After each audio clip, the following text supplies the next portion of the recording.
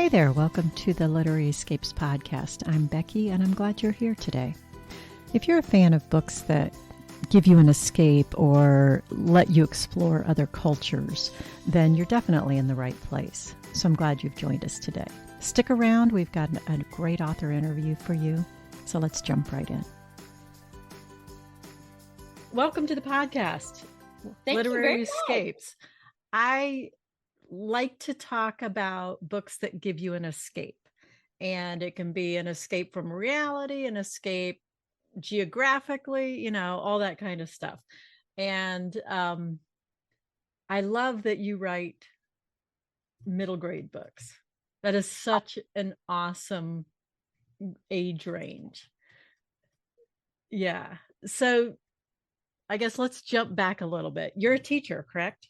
I am, yeah. So I don't know that I ever really saw myself as a middle grade writer until recently. I've always been a YA reader and a YA enthusiast. But I started to notice, there was all this great, rich YA fiction. And I felt like when I was picking out books for my students, there maybe wasn't quite as much middle grade fiction. So that was part of the reason why I decided to maybe start writing that. Okay. I like that. And so do you write, because you teach middle school, is that correct? I do. I actually taught high school for 10 years. And then I made the transition to teaching middle school. Definitely a shock and a surprise and something that I said I would never do. But I love it. Do you? Okay, because middle school is either you love it or it's just complete hell. Yeah, that's exactly right. And I think it's a really interesting, I'm still a huge YA fan, and that's the bulk of what I read. But I think it's such an interesting slice of life that you never really revisit again. You're really just kind of figuring out who you are and what your values are. Mm-hmm. And the kids are, I think I heard someone describe it as, they've got one hand on their cell phone and one foot on the playground. So it's an interesting sort of like, they're half kid and half adult or half teenager at the same time. So so I do write middle grade, and I'm hoping to continue to write in that genre, and writing a book that I can then share with my students has been really, really special. That's super cool. And so your book just came out last month, right? No. Yeah, last month, right? It came out the 21st the 21st of March. So it's been out a few weeks now. That is so exciting. And so did your classes have like a party and all of that, or how did you? We had a book launch at my school, which was really fun. We had like a Y2K photo booth, and I was able to talk to the kids about Y2K, and I've also been able to visit a lot of schools in the time since it's come out. So I've been able to do a lot of school visits and talk to a lot of kids about sort of the fears we had around the new millennium. So it's just been really special, and having the kids, seeing them like reading my book during silent reading time and stuff like that. It's been a little surreal, but it's also been very, very special. That's so awesome. So let's go ahead and talk about your book then. So it's called Doomsday Danny. Mm-hmm. And so why don't you go ahead and give us the blurb on it? Okay. So Doomsday Danny is about a 12-year-old middle school girl, and she is living in the year 1999. And she becomes very fixated on this blogger called Professor Prepared. Professor Prepared talks a lot about Y2K and how it's just going to be the end of civilization as we know it. Danny's got some big things going on in her life. Her parents are getting a divorce. She's got a bullying situation happening at school. But like a lot of people, especially, I could say like myself, whenever something really pressing and big is happening in your personal life, you get fixated on something else entirely different. And that's what Danny does. She becomes fixated on this blogger. We know, because we read the blog alongside Danny, we know that this is not someone who is trustworthy, because he's saying things like, please, here's some information for you. Now, please send me some money or buy something from my online store. And so we as readers, especially if we're adult readers, we know that that's a big red flag. But Danny, of course, doesn't. She's young. And she becomes very just entrenched in this world of Y2K preparation. And of course, we know also as we're reading it in the year 2023 that she's getting ready to have, a huge disappointment. So that's really, I guess the crux of the book is her just complete certainty that she is preparing herself and her family for something very catastrophic. And then when that thing doesn't occur, how she's going to deal with the embarrassment and the fallout from that. Okay. I love the whole premise of that. Yeah, And yeah. I think it's a very cool book. Yeah. And so your middle school kids, have they like even heard about Y2K? And Well, it's funny because that was actually the inspiration for the book. Back in 2019, I was a middle school teacher, and I was working in Phoenix, Arizona, which is where the book takes place. And I was kind of talking to my kids it was right before Christmas break. And they were saying, oh my gosh, it's going to be so weird to see it go from 2019 to 2020. I'm never going to be able to write that on my papers. They were saying that kind of stuff. And I said, well, that's so awesome. Yeah. Let me tell you all about a time when we went from 1999 to 2000. And that was a big deal. And we thought the world was going to end. And as I'm telling them all these details, I could just tell, they were shocked. And oh, yeah. I started to think, well, the reason they're shocked is because their phone rolls over effortlessly. Like the technology that has been present in their life has always worked without. Always been present in their life too. Right. I mean, yeah. And there's never been a fear that it's going to quit or mess up.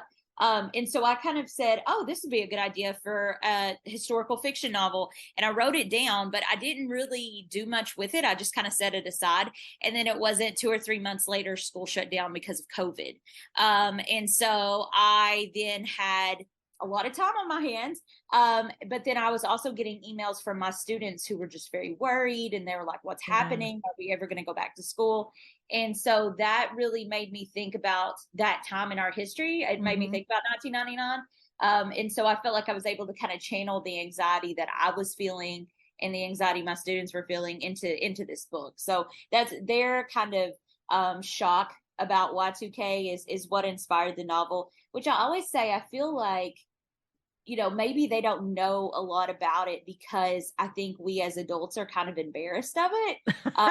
We haven't really talked to them a lot about Y2K because we kind of see it as something shameful and embarrassing. That's so funny. My daughter was born in 2000, and I honestly don't know that I've ever talked to my kids about that. It's That's hard. really it's hard funny. To explain. I think it's hard for them to wrap their heads around, but they've been very, I think, entertained by it. I'm sure. And kind of pleased to see that there was a time when we all got one pulled over on us, I guess. But yeah, their confusion and their shock over 1999 was what inspired the novel. Definitely. I love that. And I like how kids are so like honest about everything. I mean, their emotions, their all of that. They just put it all out there. And absolutely. I'm guessing that even though they haven't been through Y2K and won't go through Y2K or anything like that specifically. Yeah, exactly. Yeah. It sounds like there's a lot of things in the book that they could relate to. I mean, most kids can relate to a bully, whether they've been one or have been bullied. And a lot of kids can relate to having been through parents divorced. Either they are, they have, they will. So yeah, that's good stuff. And to show how a peer would handle it, right or wrong, that's always a good thing. Yeah, I agree. And I think too, having been through COVID, Y2K and COVID are two completely different things. And of course, one ended up not being quite so serious and the other one was. But I think at the same time, kids can now relate to this like worldwide anxiety. They have that kind of in common with children of Y2K. And and it gives them a little bit of context ish, Yeah, so exactly. Yeah, I like that. So do you live in Phoenix? I don't now. I actually moved. I lived in Phoenix until 2021, and then I moved. I'm from Kentucky originally, and after COVID, I wasn't able to see my family very often. Mm-hmm. Phoenix was a hot spot, and it was just crazy. So I, decided as soon as I was able, I would move back closer to my family. So I now live in Louisville. Nice. Okay. That's a great area. Yeah. Yeah, I love it. We drove through there a lot. Yeah. To and from my daughter's college. So, Oh, wow. so, I'm down in Florida, and so we did the Yeah, 14-hour trek passing too through many place. times. So tell me about Phoenix a little bit, since that's where the book was set. So Not being from Phoenix, what were your initial thoughts of it? I absolutely love, Arizona. I think will have my heart forever. I didn't live there very long, but I lived there about 3 years, and I think it's just one of the most beautiful places in the world. And Doomsday Danny is honestly kind of a love letter to Phoenix a little bit, because so many of the details are Arizona based, like big saguaro cactuses, and like the javelinas, the like tusked pigs that run around everywhere. So there's a lot of very Phoenix specific details, but when I was writing the book, it was easy to set it in Phoenix because at the time I was just, I was on lockdown. So I would take my dog and go for a walk, and we would walk past, all the cacti and all the like dry barren land. And so it was easy to, because that's what you were living. Yeah. Right. Yeah. That was my home. So it was easy to come up with those like descriptors of place. I also think Phoenix is a great setting for the book because the desert has always been home to conspiracy theories and like, creepy kind of alien encounters. And so I think even there is Phoenix, what is it? Area 51 down Area there, 51, right? yeah. I mean, Yeah. So there's always, anytime you hear of someone seeing an alien or UFO or what have you, it's almost always in the desert, almost always in Phoenix. And so I thought, well, this has to be, the setting of the book. So I think it's very visually tied to the story. But then I also think it's continuing a tradition of having like creepy conspiracy theory stuff going on. Exactly. That's funny. So did you wind up having to do much research? It's very strange. The research that I had to do was related to very small things that I couldn't remember. When I was having a conversation with someone a few days ago, and it was that kind of stuff that you feel like, the minute you don't get a detail right, somebody's going to call you on it. These very small, minute things. So I had to look up like what were, Danny's got a little sister. So like what were child booster seat laws in Phoenix in 1999, things like that. I also had to get probably the most fun research I got to do was toys. I could like kind of faintly remember, I was 15 in 1999. So I could kind of faintly remember some toys, and Danny's got a little sister, so toys are kind of a big part. Mm-hmm. And so I would go back and research, the Tamagotchis and the Furbies and the, and was looking at all of that. So that was super fun. That's fun. I would constantly had to research, what day of the week it was, because this is like an actual historical event. Right. So I had to kind of stay on top of that. Especially since you have like a specific year and all of that. So right. Yeah. And kind of a countdown format. So I wanted to make sure I was getting, what's a school day versus a weekend. Okay. So I had to kind of be on top of that. Some really frustrating things that always like sent me down a rabbit hole was I would look up things like what kinds of VCRs were in classrooms in 1999. Just frustrating stuff that I know that I was around for, but can't really remember. And who paid attention to it unless you were the teacher or the tech guy.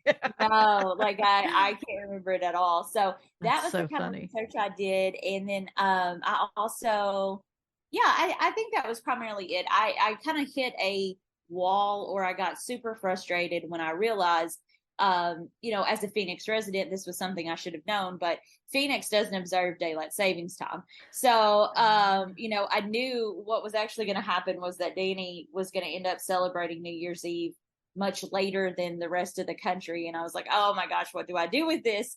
So that was one of those rabbit hole moments. But yeah, for the most part, just, I would research toys. I did a little bit of research into fashion just so I was getting some of the Yeah. details.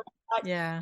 The butterfly hair clips and all of that. I wanted to make sure I had those details correct. But really, I think in regard to book research, it was really super fun.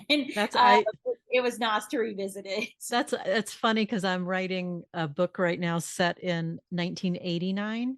Oh And wow, same thing. I had to yeah, look up like what stores were popular in the mall. And I was hmm around. I mean, obviously, yeah, I yeah, was there. I was in the mall, but it all blends together. And, right, and the same thing, the seatbelt laws and hmm indoor smoking, yep, because for my character, so really funny stuff and yeah.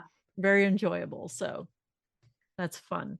Um, yeah, you said that it's a historical novel, and I have to tell you that kind of pierced me in the heart a little bit. When I found out that's what it was going to be categorized as, I almost like had a fit because I was like, Yeah. no, this is, I was alive for this. This can't be It historical can't be fiction. historical. But what's so odd is 1999 has become a big, I just saw American Girl released in 1999 doll. So it's Oh, become very historical to, the current generation, Gen Z, I guess. well, that's So cool. yeah, even though that hurts my heart to know that my Yeah. historical fiction, it is, I guess it did happen 20 years ago, more than 20 years ago. So way Plus, more I than remember when 80s music became classic, hmm classic music. And I'm just like, that's so yeah, wrong. yeah, it sucks. Not that we're old for crying out Yeah, loud. no, So, are you writing another book? I am actually working on more middle grade fiction. Nice. During quarantine, another thing that happened was I got very into reality television. And as I was watching reality television, it kind of occurred to me that, reality television is scripted. And so there's always like a Because it's villain. real. Yeah, yeah, So because it's it's real in scripted. quotes. There's always like a bad guy or a villain or a bad girl, whatever the case may be. And so I started thinking about, what is the reaction of the family that has to watch someone that they personally know and know a different side of be sort of like the bad guy on TV. And so that sort of got me thinking about writing a book, a middle grade book set in present time where the protagonist is watching his father sort of become the reality TV villain. So that is what I am working on. I was lucky enough to get accepted to a residency this summer. If as a teacher, unfortunately, summers are about the only opportunities I have to write. Yeah. And so I am going to hopefully try to get a draft done of that. But yeah, I'm really hoping to continue to write middle grade. It's been really rewarding for me to share this process with my students, and Yeah. it's just a fun genre to be in, I think. Absolutely. For a much too brief period, I worked in an elementary school library and loved reading the books there, especially for like the fifth grade, fourth, fifth grade that were reading a little bit higher. Right. So much good stuff. And Oh and yeah. yet there's so much of a need for more of it because you I get those agree. voracious readers. And I remember when my kids were in middle school and it was really hard to find things that were appropriate, that held their interest, and that I was okay with. Right. And so I love that that's your place in the writing Yeah. world because it's such a good place. I think too, I've always been the type of writer that struggled with word count. I'm just a very concise, I say what I want to say and then I'm done. I don't really have much else to add as far as my written work is concerned. And so, Doomsday Danny is a little over 40,000 words, and that's about the usual length of a middle grade novel. So, Nice. the shorter size, I'm always impressed when somebody's like, I've got working on a novel. It's at 160,000 words right now, and I'm like, oh my god, couldn't be me. Well, I don't know that I could read that either. No. Yeah, it's just it's a form that I think speaks to what I like to write. I like to Mhm. tell a pretty short story. And middle grade is just a great age group, and to combine all those things, I think Yeah, it's a good fit for me. that's awesome. I like that. I like that. So, what you've already told me, but what you like to read. What are you reading right now? I just started tomorrow and tomorrow and tomorrow. I think that's all the tomorrows in the title. It's Gabrielle Zevin, I think, is the author of that. It is actually adult. I'm reading a rare adult fiction book. It is about two game designers and sort of, it said it's a love story where these two people never actually a couple. So I'm very intrigued. I'm a big fan of John Green, and he recommended, it's one of his favorite books that he's read this year. So Interesting. Okay. that's how I came across it.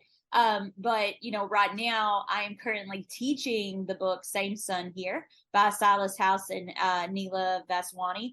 And it is just a great book. It's a pen pal letter exchange between two people. One is a Kentucky boy who is a coal miner's son who is currently fighting mountaintop removal in his community. And then the other letter writer is a girl from India who is currently living in New York City.